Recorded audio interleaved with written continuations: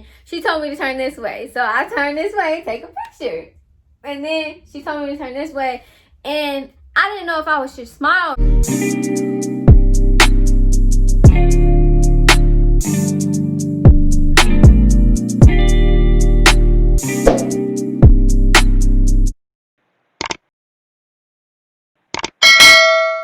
Welcome back to my channel. It's your girl Nakia, and today I will be doing a story time about the time when I went to jail. So if you're interested in knowing the whole story, just keep on watching and let's get into this video. Okay, so it was a chill day. Like, I didn't really plan on going anywhere, but I had to go to my grandma's house, and my friend at the time was with me. So we had left, and like as I'm riding down the street, like I see the police in the parking lot. So I bust a right, and then I had asked my friend, like, should I like turn right again, because I noticed that they was behind me. So I turned right again, and then that's when he flicked me. So then he comes to the car. Mind you, I cleaned my car out. I didn't have no identification of myself in the car.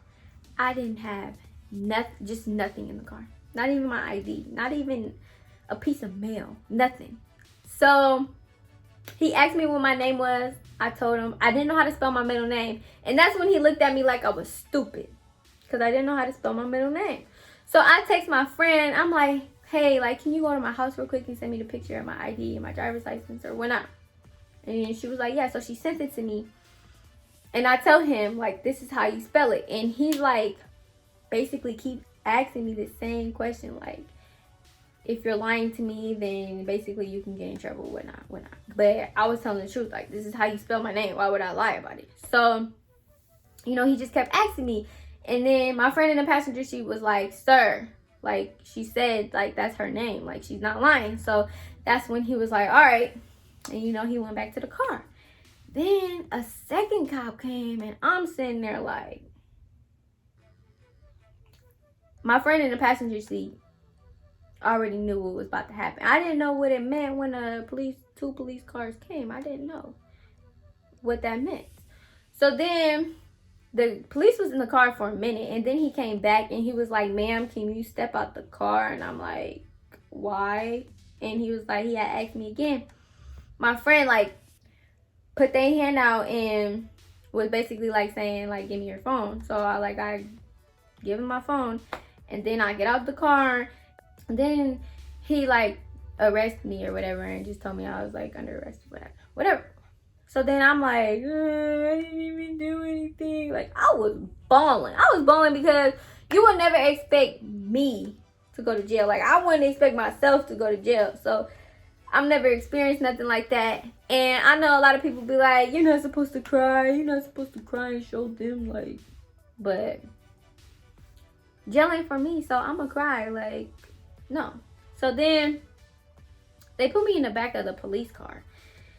And mind you, I don't like closed places. Like I told y'all, I don't like elevators. So I'm like, can you roll the window down for me, because I feel locked in here and I don't like that feeling.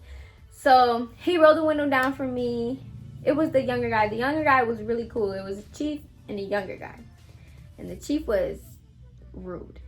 So he had came to the car asking me if I trust the person, my friend that was in the car, if they could take the car. And I'm like, yeah, like, you know, they can take the car, so I didn't have to deal with that extra stuff they'll put you through. And then he had asked me if I had 300 on me right now, so he didn't have to take me to the cell, the holding cell. And I'm like, no, like, I don't even have my identification on me, so like I had nothing on me. So then, you know, we go to the, you know, where they take you to the holding cell, and there was like a lot of bikes down there. I didn't know like there were so many bikes down there, but yeah, there was a lot of bikes. And so we get in the elevator. The elevator didn't even have any railings. Like it didn't have railings. And like we finally get upstairs, they check me, ask me all these questions, and they took my strings out. They took my hair tie out. Mind you, I told you my hair was already funky. So now it's just down and just looks nappy. After that, we go to take my mug shot, right? mind you, when I take pictures on my phone, I expect them to come out cute, you know? I expect them to come out cute. So when we go in there, she's like, basically, you know, she took my fingerprints and then we went to go take the picture. And she told me to turn this way. So I turned this way, take a picture. And then she told me to turn this way. And I didn't know if I was just smile or not, because so I had asked her and she was like, this is not a prom picture. And I'm like, okay. Like, so I was just like, but then she told me to turn this way. So I'm like, and she takes my pictures and I'm just sitting there like, I cannot believe I got a mugshot taken. Like, what? This is crazy. And I didn't even do anything that bad. Seriously. So then I go to, she tells me to go in front of her, and like she basically tells me like take a left, take a right until I get to the stuff she wants to put me in. So all I remember is like a brick wall. It was like yellow tape, I believe, somewhere in there. And I finally got to the cell she put me in, but they were like, the doors are like kind of small to me. Like they were kind of small. When I get in there, it was one other girl in there, and she had asked me why I was in there and everything, because, you know, I don't really look like I could do anything that bad. So, like, she was like, what are you in here for?